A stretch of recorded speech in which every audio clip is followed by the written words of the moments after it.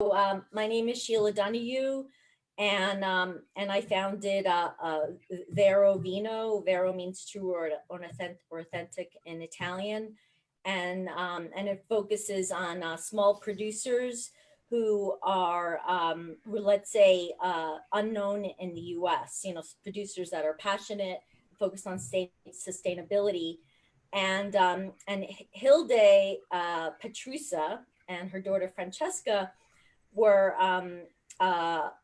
they make wine, but they weren't in the U.S. And last June, they came for the first time to the U.S. and we were with Jeff Bonafede from Uncorked, as well as with Chef Luca. And I then got it, um, Carol. and then my company started importing her wines, and a couple of months ago, she got cited by a wine critic, Ian D'Agata, in Venice as being one of the best estates in Italy.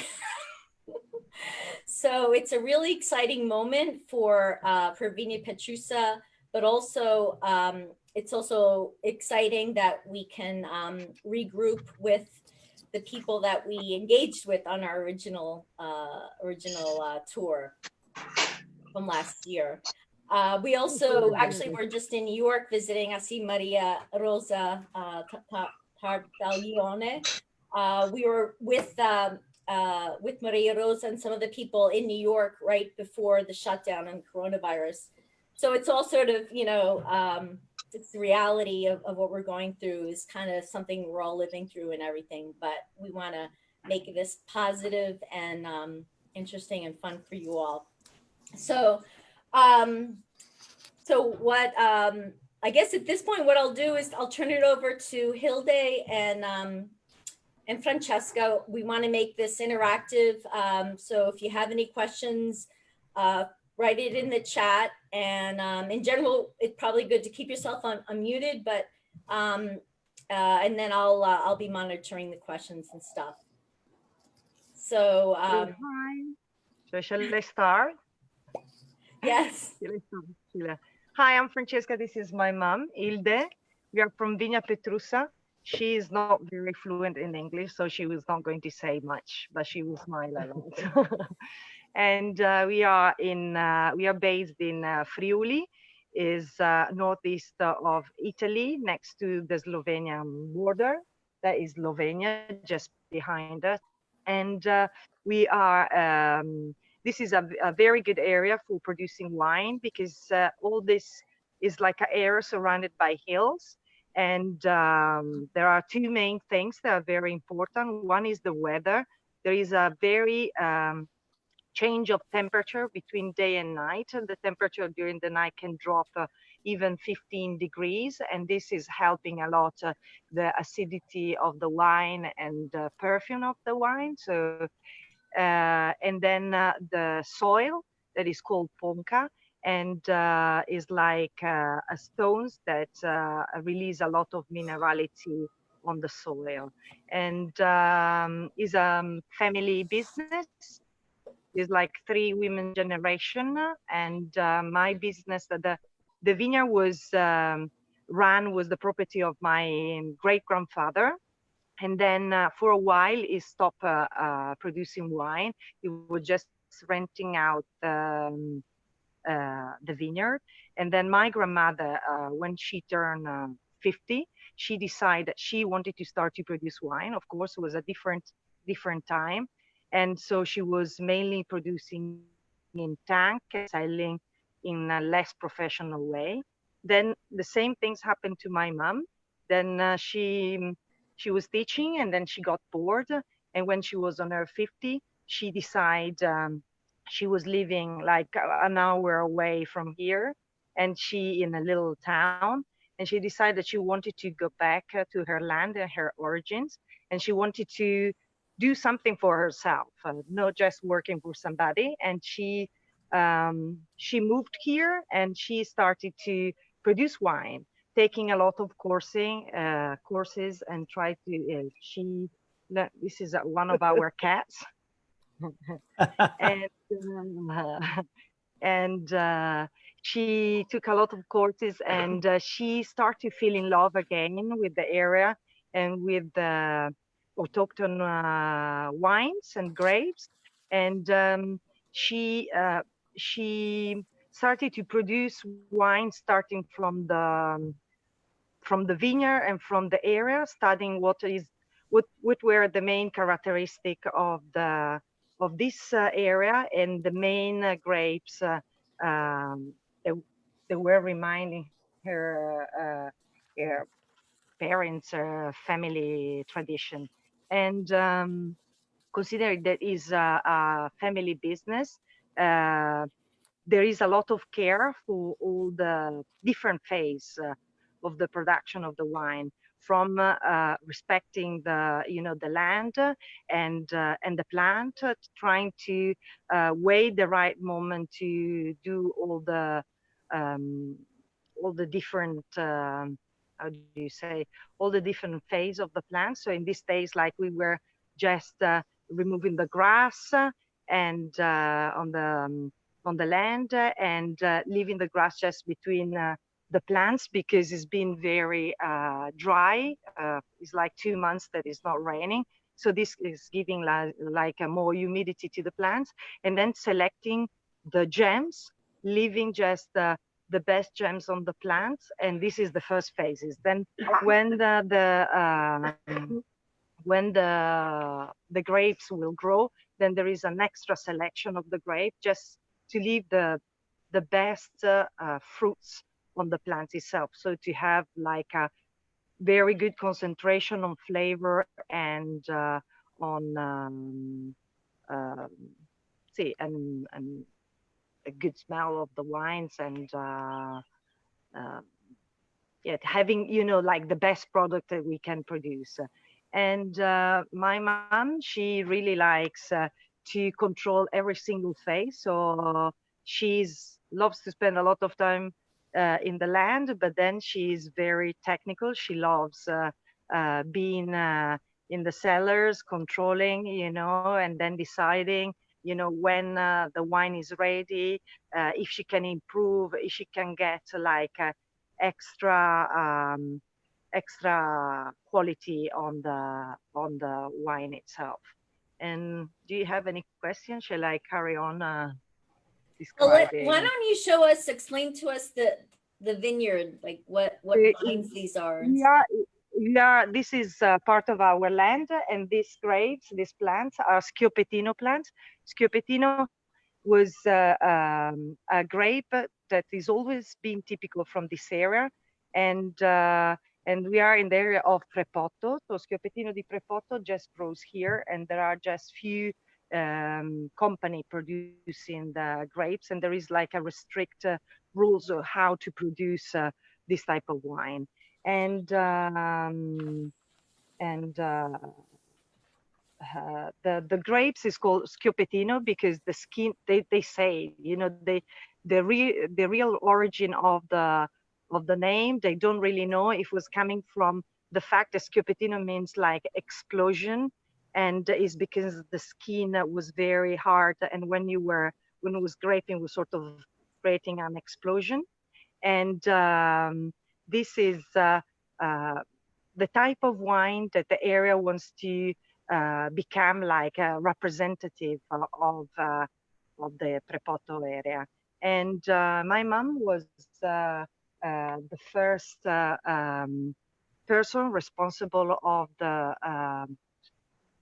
Association of Schioppettino di Prepotto, and she's been fighting very hard because this grape disappeared because it was very difficult to grow.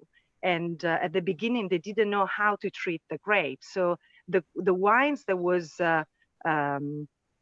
creating the plants was not very high level, was not expressing the territory in the right way. And so they've been studying and selecting the right plants to try to create a wine that can age very well, and can and is becoming very aristocratic as well. Very good to have with a meal of meat, roast steak, and the characteristic of this this wine, I don't know if Jeff wants to say something, is the fact that it's very peppery, and there are these hints of black and green peppers, and then it's very acidic. It's aging. The expression of the wine, you know, like the Schioppettino di Prefotto takes 2 years in wood barrel and 1 year in the bottle. Then we have a Riserva version where we select the yeast. We are starting the Pé du Pévé from our plants, and then the laboratory, they create yeast just for our company, for Vigna Petrusa, and that's the Riserva stay 3 years in the barrel and 1 year in the bottle. And as long as it stay in the bottles and is aging, you know, the expression of the wine is becoming more complete. Really amazing wine. Sheila, I'm happy to talk about the Schioppettino. It excites me, Well, a big deal. But do we want to start on the whites or? yeah, we're do you want to start? We can just start opening up the Rubola Gialla. Yeah. So I've opened the Rubola Gialla, and so I'll taste, talk about it really quick, and then have some commentary from Hilde, yeah. from Hilda and so and Francesca. So I opened a Rubola Gialla, poured it. Really pretty, always a really pretty white wine. I'll show you the bottle. I don't know if that's washed out or not, if people can see it. But Rubola Gialla is it's the royal, I would call the royal white grape from their region. It has similar weight, maybe a little bit heavier than a Sauvignon Blanc, and more like characteristic weight of Chardonnay. But the focus of Rubola Gialla is really fresh, floral,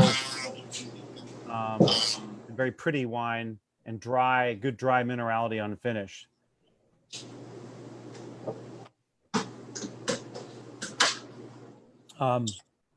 It's very focused in its acidity, and really balanced with minerality, especially where it grows there in the far northeastern part of Italy, right at the top of the Adriatic. So I've always liked to sell people Rubola Gialla who say, oh, I don't really like white wine very much. And those are the people who, especially males, you know, who just shy towards the reds. And but when I taste them on Rubola Gialla, they always, most of the time, I would say 95% of the time, say, "Oh, this is good. I like this." And then it's kind of a nice entryway, aside from other lighter Italian whites, into the door of beautiful Italian white wines from Italy, from north to south. But definitely Rubola Gialla is at one of the top of my list, just because it's a couple of questions. One is, what would you compare Rubola Gialla to?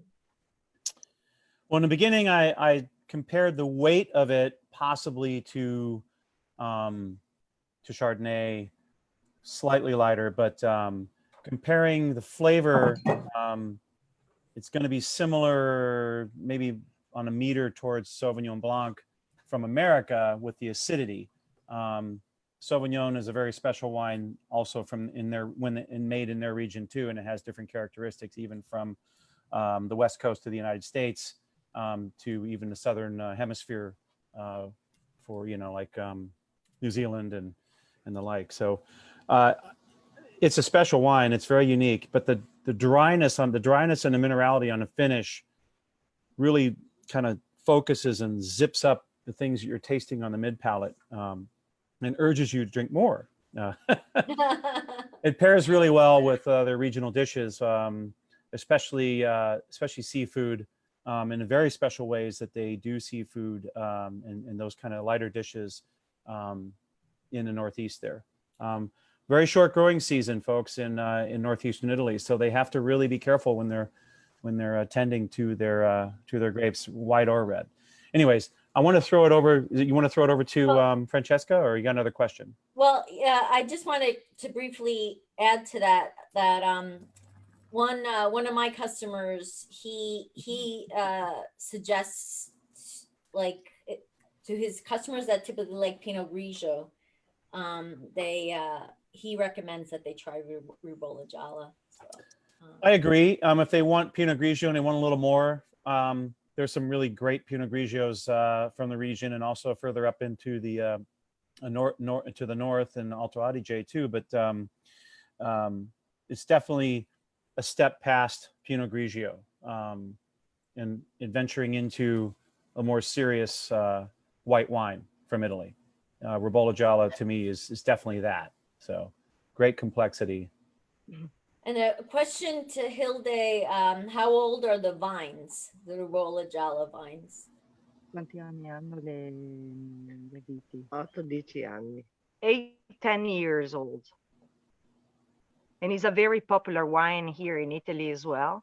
Is one of our best seller, just because it's an easy wine, but it's still very flavory and consistent when you drink it, and in particular during the summer period.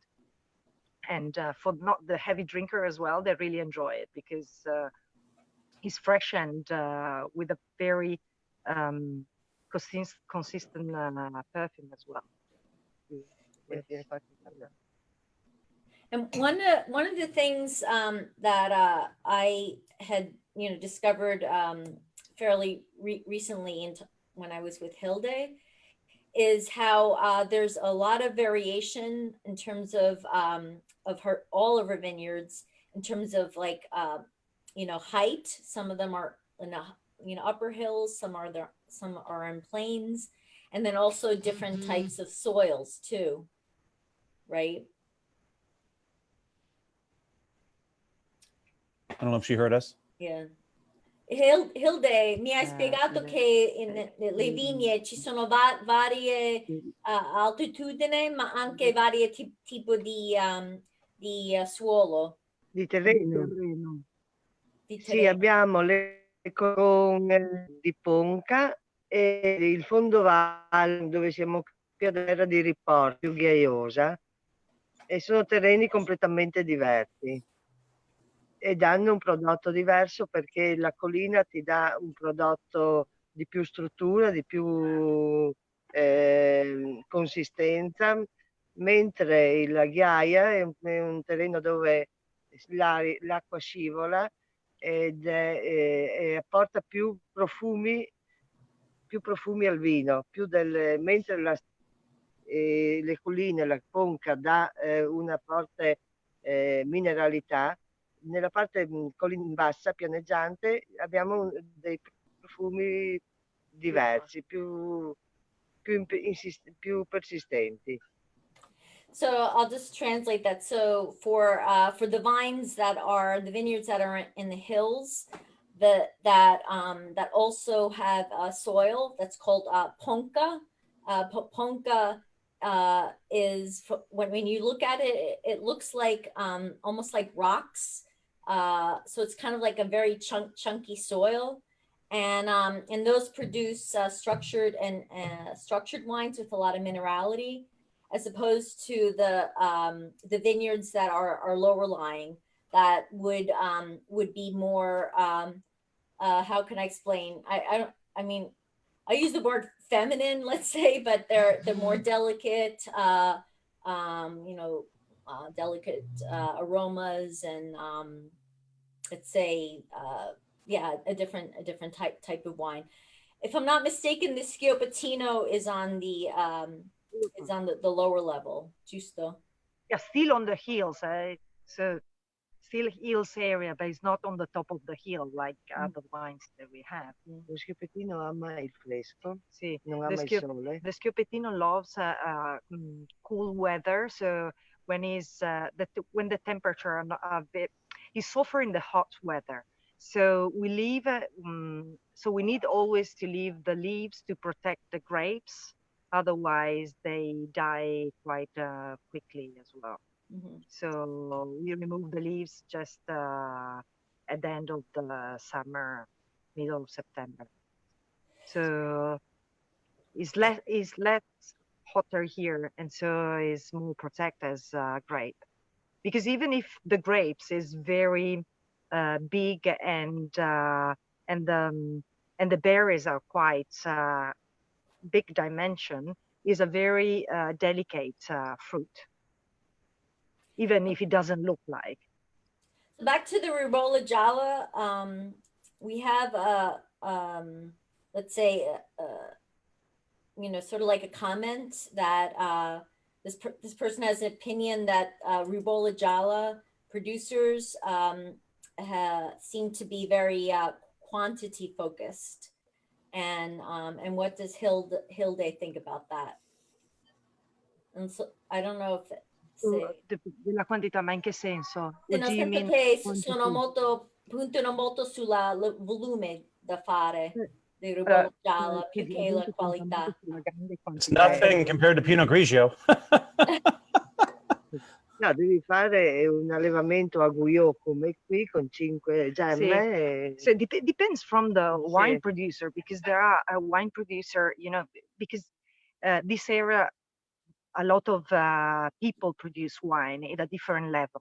So you need to create like a Guyot. That means that you just select a few arms of the plant, and then like one or maximum two, and then you select the grapes that you leave on the plants. Of course, that you can choose another type of production that is intensive production. So you can leave I don't know, 5, 6 arms, as many as as the plants can produce, and you develop them in vertical, letting them grow on the metal bars, and then you leave all the fruits that the plant produce, but that will give a less intensity on the fruits because the plants need to feed a lot of grapes. So it's a decision. A lot of producers, because it's very popular and is a sort of easy wine. So a lot of people, they make for the common market to produce in high density. And we have another question, which is to clarify exactly where you are in Friuli. I don't know if you can see this this map. If you want to explain. So we are, the main town is called Udine, and we are like 40 kilometers away from Udine, but we are very close to the Slovenian border, like 500 meters. And the town where we are from is Albana di Prepoto, and another city that is around this area is Trieste. I don't know if the people were all, and we are like an hour and a half by car from Trieste and from Venice. But Venice is another region here in Friuli. Speaking of Venice, I think this is a good time to introduce Luca. So, yeah, that's where he's from. Do you guys hear me? Do you guys hear me? Yes. You heard yourself. Okay, good. All right, there you go. Hold on a second. So, most Americans, when they come to visit Italy, they'll, of course, Venice is gorgeous, and that's where Luca's from. Luca has a restaurant called Sosta in Hermosa Beach. That's right across the street from Jeff's store, Uncorked. But most Americans, they don't go north of Venice. That's where Hilde and Francesca are, in this region called Friuli, that's north of Venice. But the people, let's say, from Venice or Veneto and Friuli, they have some commonalities, and that includes also the cuisine. So I'm sure Luca is an expert in cuisine, that's for sure. So Luca, what have you? I'll unmute you. What have you prepared today for us? Okay, well, first of all, you still can hear me, right? Yes. Yeah. So okay, perfect. Well, after 3 days that I had the bacala in the water, it is still hard. So I took the skin off, but it's still not quite ready to make. Oh, But boy. we're thinking about, I heard of the whole Ribolla Gialla, which is wine that I absolutely love. One of the dishes that I love to have with Ribolla Gialla is either bacala, so cod. We call it bacala alla vicentina. It's a specific type of recipe of cod, and it's oven baked, or also seppie in nero, so cuttlefish with an ink. Those are, I believe, dishes that go really, really well with Ribolla Gialla. I was listening about the how we compare the whites. Somehow in America, we always go back to the Pinot Grigio because it's something that the American clientele understands. What most of the American don't know, though, is that the truth is that Italians, many companies gave a bad name to Pinot Grigio in Canada. So Pinot Grigio is an amazing wine if we only had the right Pinot Grigio here. And unfortunately, it's hard to find. So I want to say, and by the way, I apologize for seeing me moving around because I got to work also. I got to prep for tonight. Definitely, I don't know if, I do believe that they agree, the producers, that probably bacala or cuttlefish, they're really well and they're really perfect for Ribolla Gialla. I don't need to hear me now. You guys hear me, right? Yes. Yeah. Okay, good. It's a new thing for me, this Zoom thing. So pretty much that's it. As far as the bacala alla vicentina, I can give you a little bit of an overview of the recipe if you guys are interested on. But first of all, let me show you. So after about, let me see, many years of being here in America, I finally I found the one, there you go, that it's basically identical of what we find in Italy. Can you bring it a little closer? Oh, yes. So Now I can smell it. Usually you find it salted in here in LA. Mainly they're Japanese. This one is just dry. So we call them ragno in my area, and but it takes many days to get stopped, to be ready. For some reason, this one here is taking extra time, and I found it on a Korean market. So bacala alla vicentina, it is a very interesting and unique and very flavorful recipe to make seafood, to make cod. I'm sorry. It is oven baked, and there are few ingredients. Obviously, the cod, onions, milk, and anchovies, and olive oil. The way it's done, you place every ingredient on a layer. You start with the bacala, with the cod, and it's broken in uneven pieces. You almost can do it by hand. And then you put a layer of onions, and then a little bit of anchovies on top, salt and pepper, and you start again with the cod. When you're done with the layers, you add milk and you add olive oil, and you just oven bake it for approximately, they say, an hour to an hour and a half. This one probably gonna take an hour and a half at 350, 400 degrees oven. And it's an absolutely beautiful recipe served with polenta. It's absolutely, it's flavorful. And for someone could be an acquired taste, but it's absolutely beautiful. And like I said, with Ribolla Gialla, it is outstanding. So Luca, so if you're cooking at home, where can you get bacala? If you're cooking at home, I mean, here in America, right? Yeah. You can get definitely to Asian markets, especially Korean. There is one here in LA, which is very interesting. It's on in Gardena, and he's on Rosecrans and Crenshaw. It's called Dot Moy, D-O-T space N-Y.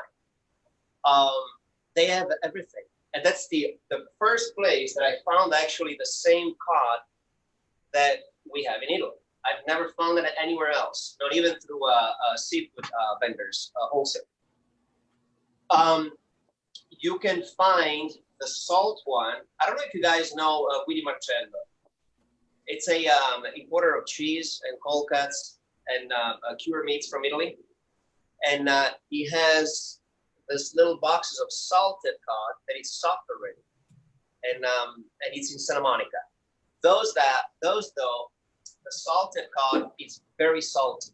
It takes about 2 or 3 days to get rid of all the salt, and you never get rid of it completely. To the point that, for me, when I make that with this recipe, I put the polenta with completely no salt, because it's got to take away from the cod, otherwise it's too strong.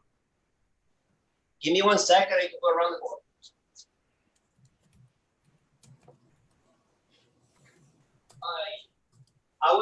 Sheila was wondering, ladies, the wine producer is still online, right? I don't know.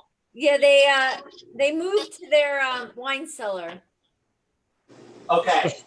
We should move to another wine too at some point. Yeah. Yeah, first of all, I haven't even gone to any wine. By the way, let me go and get a glass of wine. We got 6 wines to taste, Luca, so we only done one. I know. Well, let me go Should here. we one move second. to the I'm coming. No, I'm coming. I feel neglected. I'm neglected. Let me see. do you want to move to the Friulano and then we'll go back to Luca? Yeah. Okay. So the next wine is Friulano, and in the same respect of speaking of Ribolla Gialla, Friulano is a very important white wine grape in the region. It's one of the oldest grapes, aside from the obvious like Pinot Grigio and Sauvignon, but especially used in very broad spectrums, such as just white wine, sparkling, dessert wine, very ageable as a dessert wine, kind of similar to Riesling. Now, I don't want to say that and put you off that it's like Riesling, but it's the same characteristics because it's a very versatile grape. So that being said, let me get further. More acid, more laser focus in the Friulano. You can have some residual sugar at times, but it's just a beautiful wine. It can have a little bit of frizzante in it, depending on who's making it, how it's made. This example of Friulano is amazing. Beautiful, wonderful. Remember, when we talk about all these wines, we're talking about minuscule production compared to even small or medium-sized wineries in Italy. I mean, 30, 40,000 bottles of certain wines that they make is literally a speck of dust in the spectrum of all the wine that's made, in the region surrounding Vigna Petrusa. So really special wine. A little darker yellow color, beautiful, like crystallized fruits. Think of apricot, white peach, but not sweet, just very sharp and beautiful. Really versatile with a lot of different cheeses, soft and medium to hard. Drizzle some really special truffled honey or that type thing. Just a really fun, beautiful wine. There are dessert versions of Friulano, especially from across the border and to the north, with the name Tokaj, from Hungary, and Tokaj Friulano.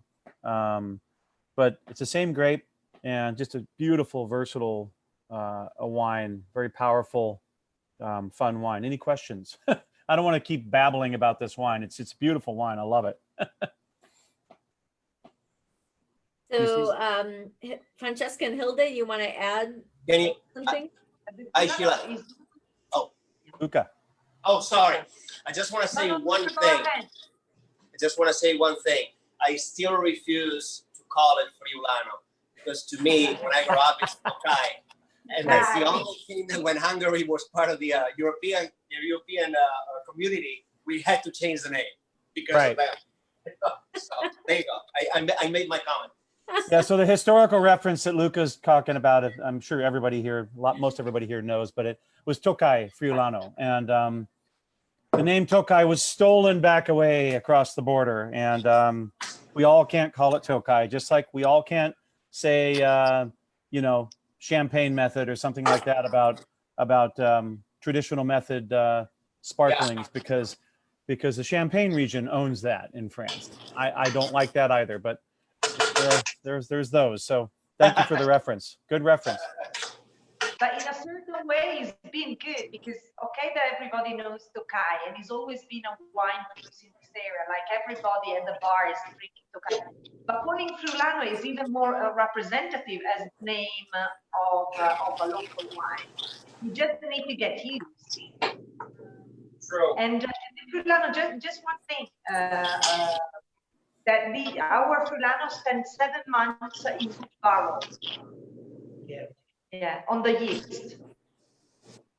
So that leads me to, this is a very ageable white wine, everybody. Don't be afraid to save this wine and savor it for several more years, even 5-10 years from now. Great wine for aging. There are Tokai Friulanos. I think last year a friend of mine gave me a 1964. It was Hungarian, but there are those people that have those aged ones in all throughout the region. Beautiful wine, very versatile. Yeah. And so back to Luca, what I mean, regarding the dish, the Baccalà Veneziano, would you also Vicentina, Baccalà alla Vicentina. Vicentina. Would you also pair it with the Friulano, or would you suggest? Yeah, absolutely. I would pair with any white that has body with it, that they're not super crisp, they're not super mineral. So yes, the answer is yes. I absolutely would pair with that. It is a dish that it needs some body behind, and the Tokai, I mean the Friulano, sorry, or the Ribolla Gialla, they have. And agree with Jeff 100%. They age incredibly well, both of them. So with this dish, some age of either one of the two would be good. And I don't know if if the ladies agree with me. The producers, if they agree on what I say about the coupling of the dishes, I would like to hear the opinion. if they agree with the pairing, you mean? Luca, We agree with that. if they agree with the pairing. I see. With the pairing, yes. Yeah, Se no, volevo sapere se siete d'accordo con il discorso che una ribolla gialla e un Tokai sono, secondo me, con un baccalà alla Vicentina, con le sepi in nero, sono Perfetti. perfetti. They are perfect, yeah. Both of them are, yeah. Bene. Both of them, yeah. I apologize again if you don't see me looking at it directly, but I gotta move along. So Do it. So Francesca and Hilde, we have a question. If you can explain with all these wines about the winemaking process, so the aging, the yeast, etc. What type of barrels? So if you can explain that for this one, the Friulano. So we not all the wines they do barrels. Some of them they do stainless steel, like just the Ribolla Gialla just does stainless steel. But for the wine that they have like a more consistent body, and that you want the flavor and the smell to be more consistent, you try to use never new barrels, always old ones. So the wood is not so consistent when you drink it, so the wine. So it's to make them aging better, to give like a more robust body. Not the way she agrees with me. And if I'm not mistaken, Hilde has both the two white wines on the lees for 6 months. Yeah. And for the 7 months. yeast, is it native yeast? Yeah. Yes. Always for, yeah, because these are autochthon wines. So the laboratory, they produce the yeast for the area. Yeah. Then if you want like a for special wines, you want to produce your own yeast, you can do, like, it's a choice that we do for the Schioppettino Riserva, but then otherwise they are produced locally.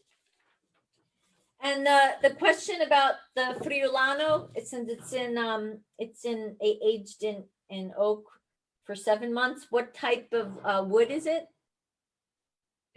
Questo del Friulano, che tipo di legno è? Sempre È un legno del nobile francese. French oak. French oak. Okay, so you use French oak. And I would have got that question wrong. I would have I thought it was Slovenian. No, we do. No, we do use Slovenian, but not for. Che diciamo Per il refosco for the refosco? della Slovacchia. The Slovakia, not Slovenia, Slovakia. And And then ladies, all the rest is just French oak. sorry, Luca. What were you gonna say? one thing about the whites, really quick. Another dish that that is representative of Venice, that it will go really well with those two. It's saur. So especially the sardines in saur. Le sarde saor. Sì, perfect. See, which is an ancient way, Okay. a very old way to I will. preserve seafood. That's why it was created. And sardine is one of the dishes. You can do many things in saur, but saur is basically a way of cooking onions. Slow cook them, keep the crunch, and in the case of the sardines, you lightly fry them, and then you put them in layers of these onions, and they're absolutely Yeah, I know. delicious. And the original recipe goes also for raisins and pine nuts, even though I do it Oof. without it. A lot of Venetians do it without it right now. But those wine, they're incredible with it. Yeah, for sure. Hey, real quick, everybody, these wines retail for $25 in the U.S. At Uncork, but also through Vera Vina Gusto, and most shops are just in that $25 range. So they're not crazy expensive when it comes to white wine from Italy.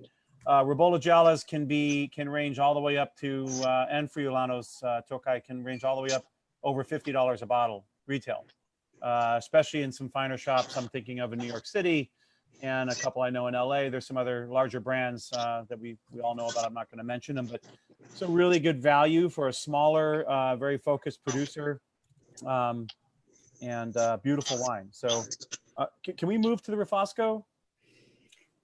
I think so. I don't think Luca, if it has finished. I'm sorry? Yeah, he does. Luca, I'm you sorry. decide if you can move to the refosco. You're talking about the Refosco, you said? I'm going to now. yeah. Okay. Yeah, we'll switch to the Refosco and then we'll go back to Luca because I know we have some questions about where you get your ingredients, Luca, all that inside information. I go advanced. Okay. You go to Vance. Go to Mons. Oh man. So Refosco. This is a 2016 Refosco del Peduncolo Rosso. Peduncolo rosso. Peduncolo. Peduncolo. Beautiful wine. Peduncolo rosso. I'll say the price quickly. It's $31. Again, a very fair price for this amazing wine. So Refosco is a beautiful medium-bodied wine, very deep color, beautiful grape skin flavor, which would be dark tart cherry, some toasty smokiness. God, there's a lot going on for such a beautiful medium-bodied wine. You know, this wine, Refoscos are very ageable as well. I can't say enough about these kind of wines. They're really right in my heartstring. Can drink these kind of wines all day. It's very clean tasting red wine. So it's not, doesn't mean it's not dirty. You know, I don't want to say something, you know, but it's clean and kind of fresh. Not to lend to the name Refosco, like refreshing, but it is a refreshing white wine. You can serve this slightly chilled, but it is a beautiful red wine. Has robust flavor to it. The finish is kind of a medium finish, not super long, but can't say more about it. All these wines have ratings well over 90 points in recent ratings from Vinous, and anywhere ranging from 90 points on up to 95, above 95 points. So I don't really care about points, but I'm staring at notes, so I just want to share some of that information with you. Sneak Daryl a little taste of it. And just to clarify, it's Refosco. That's So how you say it in Italian. Refosco. So there's another key thing about this wine that they do. They use a percentage of air-dried grapes, which Yeah. really adds power to the flavor and the body of the wine, but still keeps it a beautiful medium-bodied wine. But I'll let Francesca and Hilda discuss that. I think it's around 30%, but not all Refoscos have that type of method. So this is a very special No, method. no, this is like, this is our decision to, you know, to try to make this, because otherwise it's a sort of wild, I would describe like wild wine, and let the part of the grapes to dry with natural ventilation for a month, make the wine a little bit more round and more sophisticated. And with these flavors and taste of berries as well. And then after they are dry, the wine spends 18 months in tonneau, so always French oak, and then 6 months in the book. And I believe you put 50% of that as new oak as well. So Yeah. yeah. Yeah, new oak. Bravo. Amazing wine. Really, really, really. But really the tonneau are like bigger barrels, so there is less contact with the with the wood surface. So you get the hints and you get a little bit of the smell of the wood, but it's not so prevalent. It's not so consistent. really, really nice. So just one general comment about Hilde's approach. So she, I mean, I work with a lot of Italian winemakers, and Hilde is very much focused on the taste of the wine, and I say that in part as to referring to when she decides to harvest the grapes. So Francesca earlier was saying how they kind of wait until the fruit has reached a certain ripeness. So she prefers the fruit to be a little bit more ripe, so that way you'll get a lot more of the flavors. And then also her decision for each wine to make it in such a way that it's a little more drinkable. So Refosco has a lot of tannins. So her decision to air dry the grapes, as well as to use some new oak in this wine, is I believe referring to her wanting the wine to mellow out and be ready to drink. Yeah. I mean, Refosco can be a very spicy red, medium-bodied red. The younger Refosco is a little bit less money, larger production. And, where as a wine shop owner, where I score is where a distributor is stuck with a Refosco for the last 3 or 4 years and hasn't moved it, and gives me a great deal. And it's 4 or 5 years extra bottle age, and it's really tasting nice. But what Vigna Petrusa gets immediately from their vintage is this beautiful tasting Refosco, ready to drink. You don't have to age it too much, although aging this will serve you very well if you age it a few years, so even longer. But that's what happens in my world of selling wine. So it's really fun to get some that are, oh, it's been sitting in a warehouse 3 or 4 years. Well, tastes good and it's a great price, but fun when that happens. So, but this is a beautiful wine, well worth the price. We sell it for $31, and beautiful wine, man. Thank you. Thank you. One suggestion that I always say that the wines will taste much better if you open the bottle minimum 30 minutes before. That's another very important thing. Yeah, that is very important because the wine will change completely. It will taste and will smell more balanced, and then you will have the feeling of all the richness of the perfume and all the berries in your mouth as well. Thank you so much for mentioning that. That is extremely important, especially with these, even with the white wines. I mean, they just change so rapidly. If you just give yourself 30 minutes to 90 minutes, something like that, you know. I opened these easily about an hour before we started the video, and especially the reds I opened first, and then I opened the whites. But they serve you well when you just give it a little bit of extra air. Yeah. Great point. And there was a question actually from the Facebook group, getting back to the Rubola Gialla, and we haven't really talked about maceration or skin contact. But the question was if you intentionally, how much skin contact does the Rubola Gialla have? And I referred to the maceration phase. 6 months. Skin contact. Negli lieviti. Ma questo è per macerare, la macerazione. 24 ore. 24 ore. So 24 hours. Is it cold? 24 hours. Freddo? Al freddo, dice. Sì, sempre in cantina. Sempre con la temperatura controllata. Con la temperatura controllata. So cold maceration for 24 hours, which is not excessive for Rubola Gialla, right, Jeff? Because some of the Rubola Giallas that you see in the market are almost like orange wines, right?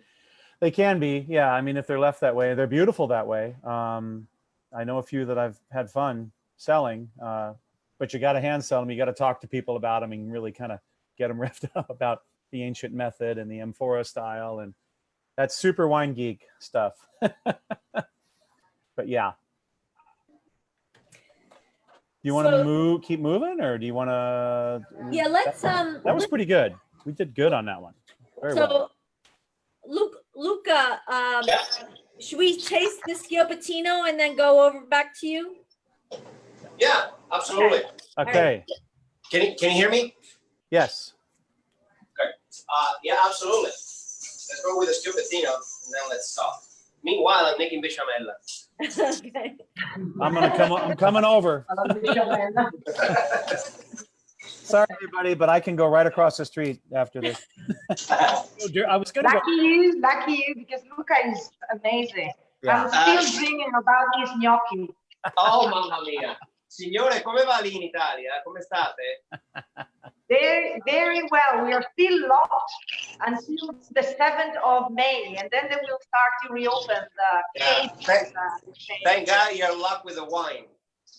Yeah, we are locked with the wine, and we are locked in the countryside, so we are happy because we can go around. Bene. Just a quick comment. I'm dreaming about your gnocchi with lobster. Amazing. They tasted like the old gnocchi that I was having when I was a child, and my grandma. I'm Your glad to hear tiramisu that. as well. Your tiramisu as well.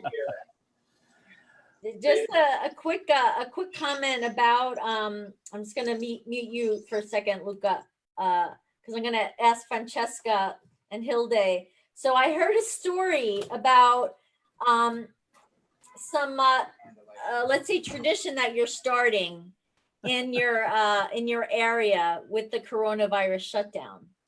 If you can tell us about it. No, it's very funny because it's a very small area, and with the area of Prepoto, there are 700 people, but in the town where we are, there are probably like 200, 250 people. And the responsible of the town is controlling us very much. So we cannot walk around, we cannot go out unless, because there are always police control. So we decide with the other wine producer, our neighbors. Of course, we meet in the vineyard with separation. We never meet at the house or in the garden, always in the vineyard. And we started to have wine tastings and exchanging bottles to see how the other companies, the other company, in particular, this lady that is a female, so she's a female wine producer, how she's giving an interpretation of the land and of the same plant. So how she expressed, because anyway, with the wine, you express yourself. When you are so small, you put a lot of your philosophy and a lot of your personality inside. So it was very nice to taste, the wine of the other ones, and then giving suggestions and comparing and sort of. It was so surprised from the same grape that are and the same plants that are next to each other, you get two different type of wine. Of course, it was always Tokai, it was always Cabernet, it was always Refosco, but everybody is giving a little bit of herself or himself, in what you are creating, because it's your creation, like Luca. I'm sure that a lot of people are able to do the same dish as Luca, but he will express himself in his own way. So that was very nice. We have some picture of us, with the distance, tasting the wine in the middle of the vineyard, so nobody could see us. I'm going to go over to Luca's and hide when I eat some of the food he's made, so no one sees me from the street. But. So the Schiapettino, I have the Reserva. There's a 2016 Schiapettino that is $36. This is the 2015 Schiapettino di Prapoto Reserva, and this one is $44. So I'm tasting the Reserva, and we can talk about the difference. Schiapettino is one of those very ageable grapes. I fell in love with it many years ago, and it's just a beautiful broad flavor. It's smoky. Again, a deep, beautiful red purple color, not super purple, but just kind of a darker red. Wonderful smoky berry nose, a little bit of just a hint of espresso, not much, a little bit of eucalyptus, but just a beautiful wine. Really gives you a sense of place, even though I've never been there. It's I can only imagine. And we were actually going to come in June, but everything changed, of course. So now we are waiting for you. Yeah. Before or after you will be able to join us and to come and visit our vineyard. Savory. I actually wish I was drinking a 2006 instead of 2015. I want age on this wine. This is a great wine. And do not be afraid to hide a few bottles and revisit them 10 years later, because Schiapettino is really meant for that. It's just a really beautiful wine. It got, I think the 2015 Venice gave it 94 points, which is, even though I keep saying I don't care about scores, 94 points is, if you get them, it's really amazing. So, but it's kind of a clash of that dark red cherry, Amarena with blueberry in it. And, it's just a really, really nice job. It's just a beautiful wine. Red wine's way up. Just everybody know this. Red wine's way up there in Northeast, and you're talking about a latitude that's very similar to, gosh, I don't know, Southern Oregon. It's a very short growing season for them. Can get very cold very quickly. So you really have to know what you're doing with these beautiful reds. So, Sheila. Yeah, just a note about the Schiapettino, and then Francesca and Hilde, you can talk further, but when I was with Hilde in March in New York, I was learning about the Schioppettino plant. It's very finicky. So like, for example, in order to make organic wine or do organic farming, what most wine producers do, at least in Italy, is they use copper instead of using like pesticides. But Schioppettino plant doesn't like copper. So Hilde has to basically adapt. So she isn't following the official organic procedures, but she does other she has other like minimal intervention approaches that Francesca can also talk about as well. But why don't you first tell us about how you made this Schioppettino wine? How? Yeah, this is the Schioppettino Riserva. With the same grapes that is Ribolla Nero Schioppettino, we produce 4 different type of wines. One is the Rinera, Ribolla Nera, that is just a stainless steel, so it's more simple, easier to drink, has less structure. And then we do the Schioppettino, following the rules of the Schioppettino di Prepotto that is typical from this area, because as I was saying before, this was a grape that was here and is being registered on the court of the king on 1282. So it's always been there. But then with one of these, how do you call the animals, they destroy all the plants. And just on the 70s, one wine producer decided to take back these plants and to start to produce again the Schioppettino. And then became very popular. But it's popular from this area of Prepotto, just because in this area, the Schioppettino di Prepotto can express itself very well. As I was saying before, it's a very, very delicate grape. So it wants, it doesn't want too much sun, so the grapes needs to be protected by the leaves, and as well it needs to be with this difference of temperature that we have between day and night, that can be 15 degrees, and then we are very close to Trieste, so we get this cold wind very often, like 1-2 times per week.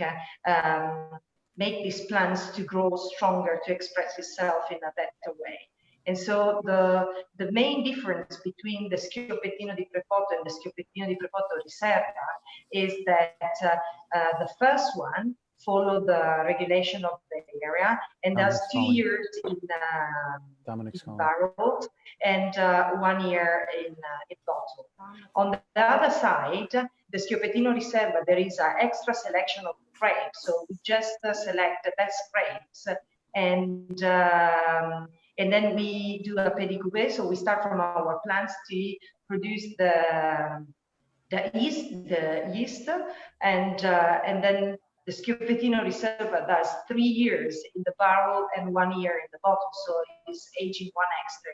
And this wine, as Jeff was saying, is aging very well. And more you wait before you drink, you get a better product. And it's a very elegant wine. And has, the main characteristic of this wine is you feel the berries, you feel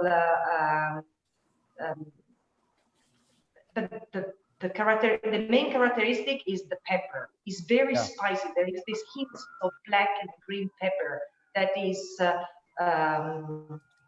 surprising, I would say. There's an Asian pepper called Sarawak, which is a very floral type of pepper. You grind it through a grinder. Very similar, long finish. I'm thinking Sarawak pepper. Look it up if nobody knows what that is, but it's a beautiful spice. It's anyways, I'm getting geeky, sorry. So what are the prices? So of this the Skipetino 2016 is $36. This one, the Reserva, is $44. Again, those are very fair prices considering other producers with some of their ageable ones like this Reserva. Very comparable, great price. So, and we have a really special wine at the end here. Yeah, you get the picnic as well. Yeah. And The Schioppettino anyway is my mom's favorite one. She put a lot of passion and she wants this wine to be well known outside, the area, just because, as I was saying before, I don't want to repeat myself. There is expressing the territory, is a great wine. I would say it's not an easy wine that you can have with an empty stomach. So you need to be supported by a very good meal as well. So you will enjoy even more with a steak, with a roast, with the pork. No, what was the recipe, Sheila? The pork. pork shoulder. Oh, right. The pork. Yes, stinko. Oh yeah. What do we call that? Wrapped with the stinko wrapped with bread as well. And then because I was saying that with the same grapes we do like 4 wines, and then we have another wine that is dry wine. It's not dessert, but all the grapes are air dry, and is a pasito, and is very delicious with chocolates or with like special meats like wild meat. But that is like a different type of expression of the same grape. So it depends how you want to create your products and what you do with the fruits. You can get different results as well. Quanto fa So I want to go. Let's go to Picolit really quick. Or do you want to go? Let's go back to Luca for a second. Okay. Yeah. He might have a Luca. dish prepared. So Agnello.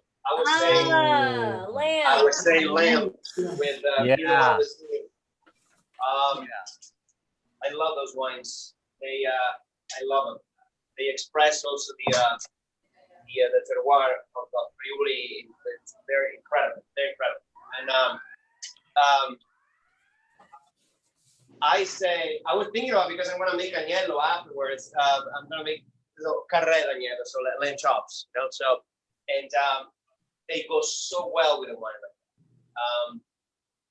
that. Hard cheese for sure. Yeah. Then, by the way, Jeff, you mentioned Picolit, and the first thing I think about is just a nice piece of gorgonzola.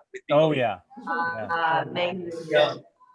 It's one of those things that unfortunately they're still not put out there enough from us, from people like me, that True. couple them with the cheese.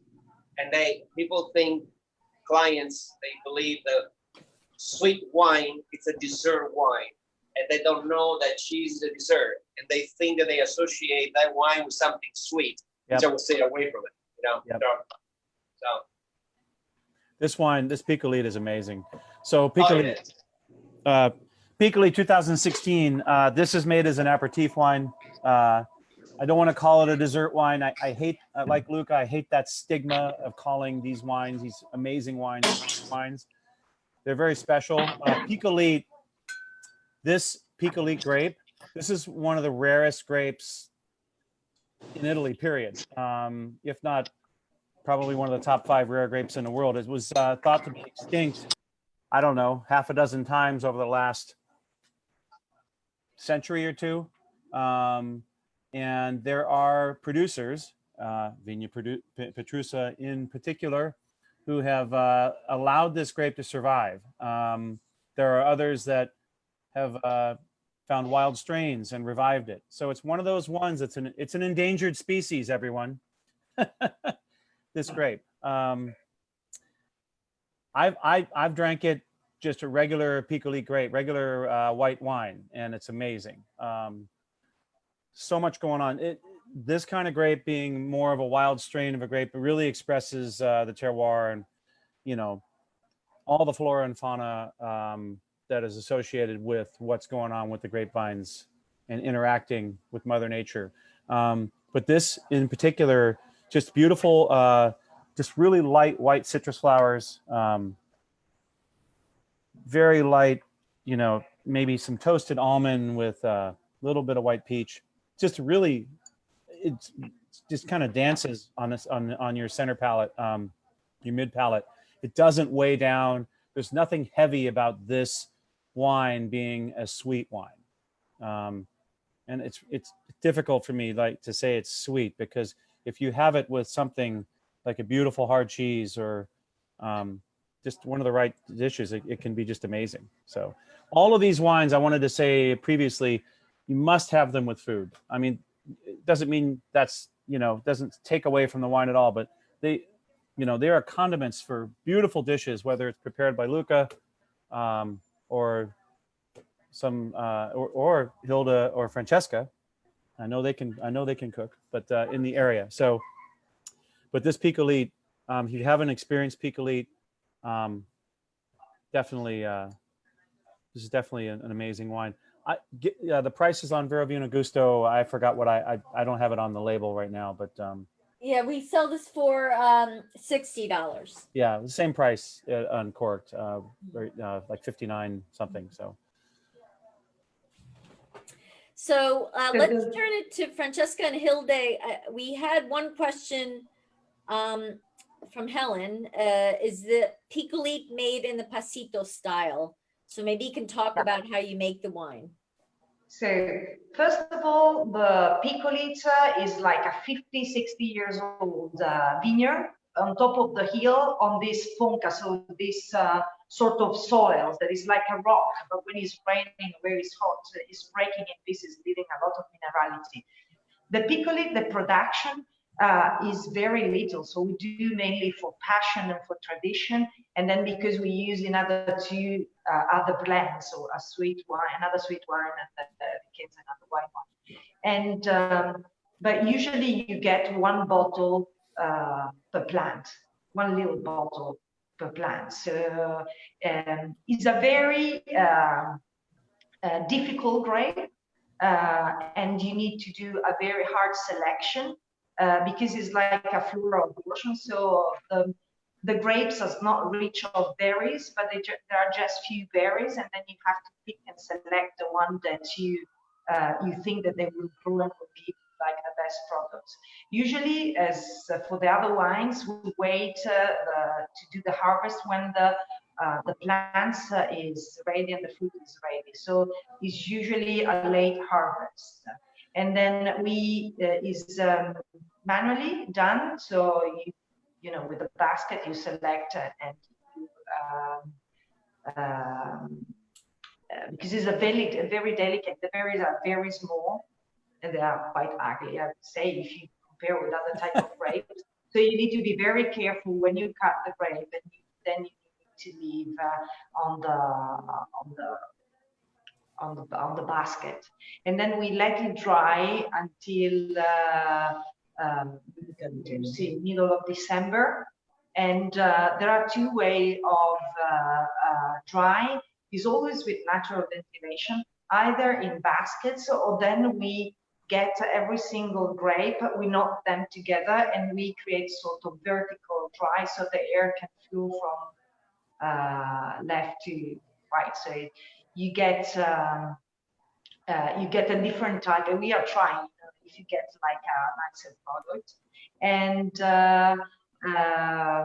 then stay. Then 2 years in barrique, and then it's ready. But this, you know, is when I was a child, it was one of my favorite wines because it's sweet, but it's like a nectar.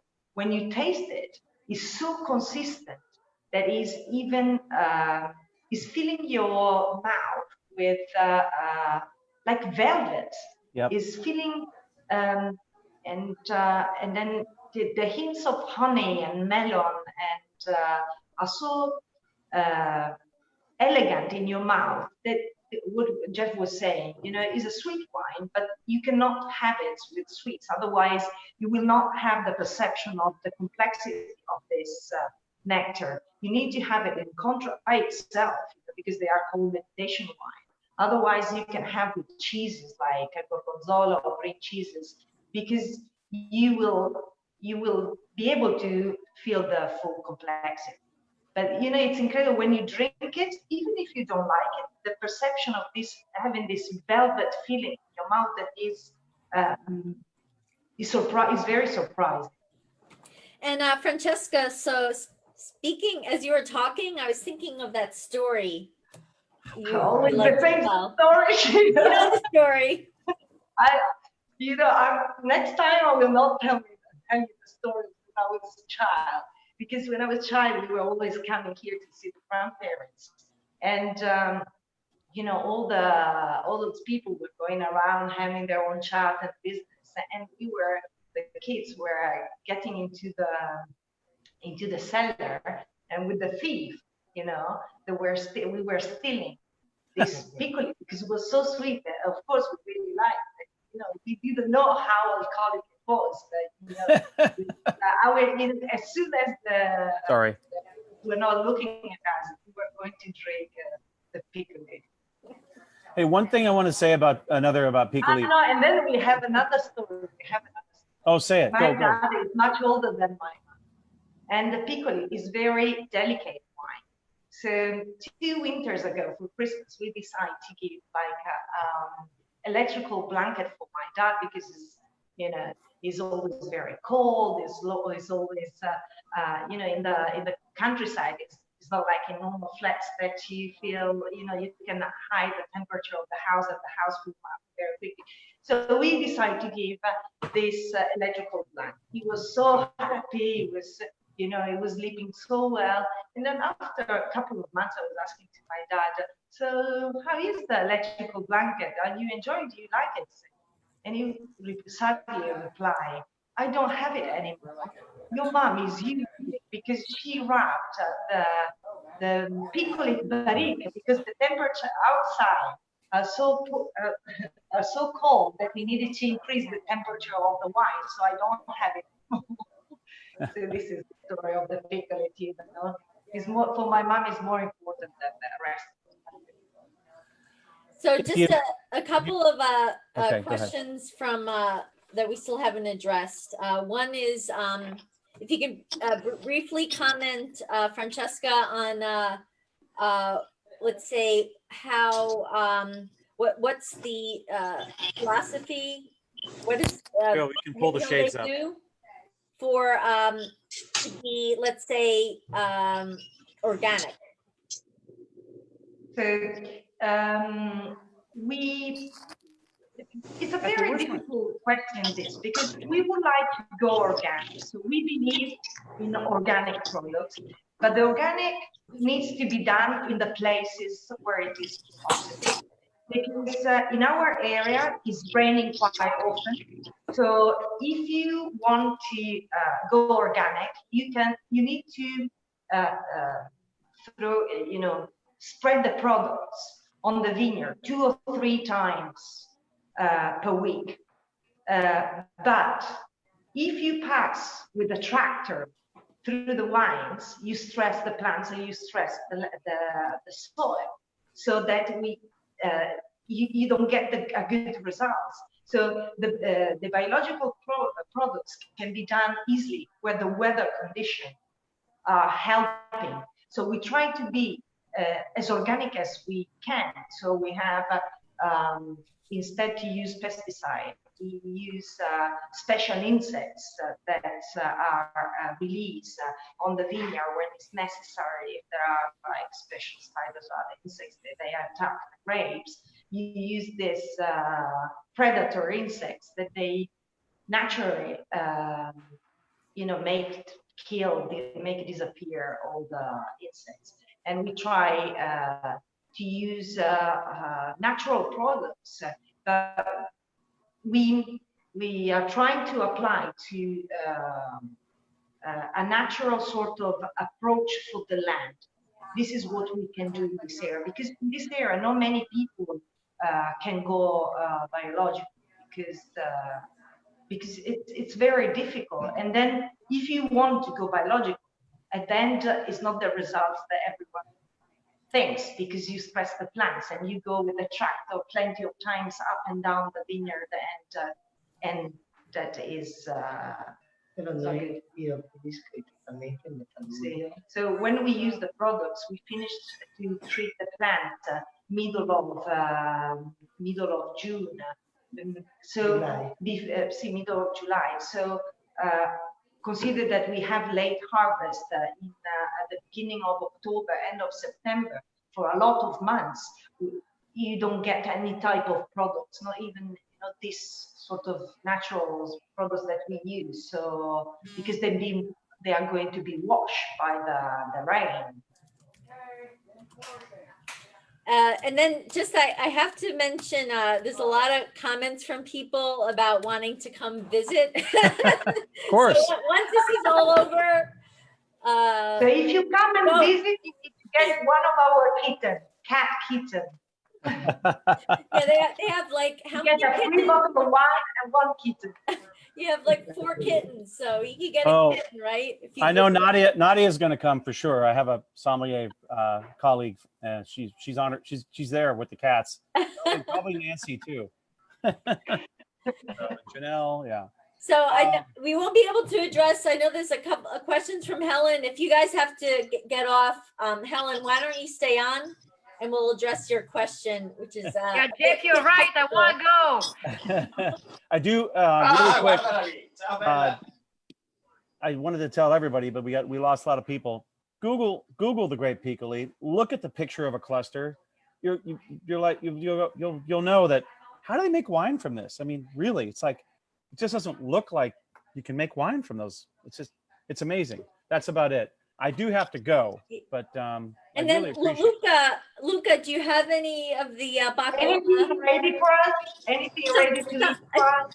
I think some You people know, by want to the way, come by. ladies, I want to tell them. I forgot before I forget. Every time I go home, I always pay a visit to La Subida. Oh, So next time we have to go together if we will Sorry? be I'm able going to. over there. I'm sorry. Yeah, I'm going over. Bye, there. Jeff.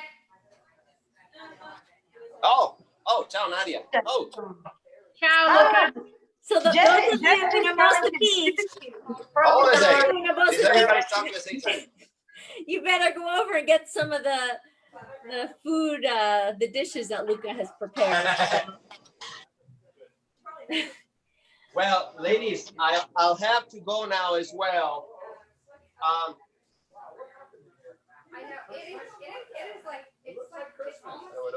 But, Thank you, and everyone. then- and Luca, just to let you know, some people had asked about where you get your products. So Okay.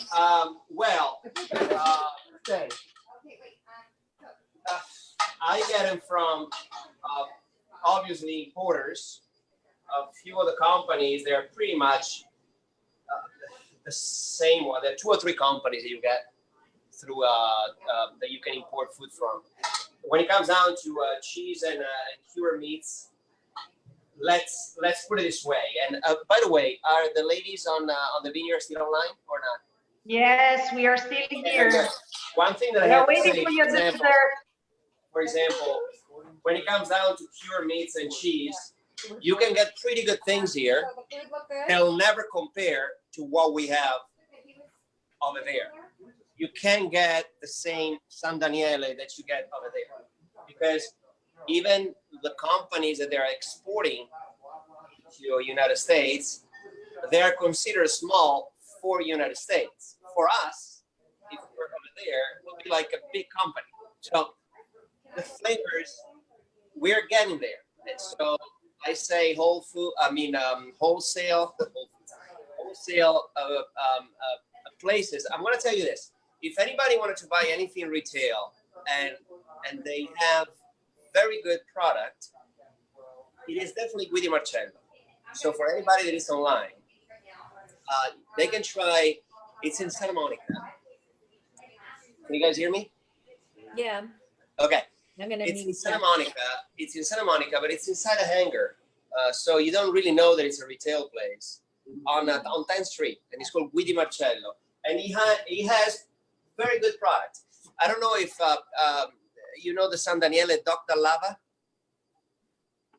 No. Okay, well, anyway, it's a beautiful prosciutto San Daniele. So I say for the people in the LA area, definitely go and visit Guidi Marcello. It's a fun place to go and see. They have good things, and they represent Italy pretty well for say 80% of the product. So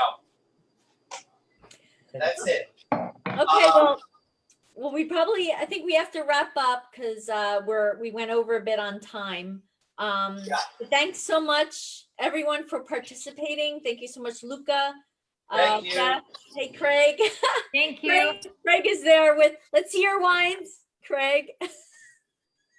Thank you very much. Yay. Thank you, Thank Sheila, you. for organizing. Thank Ciao, you. ciao, Jeff. Salute. Thank Ciao. you. Bye-bye. Ciao. Alla prossima.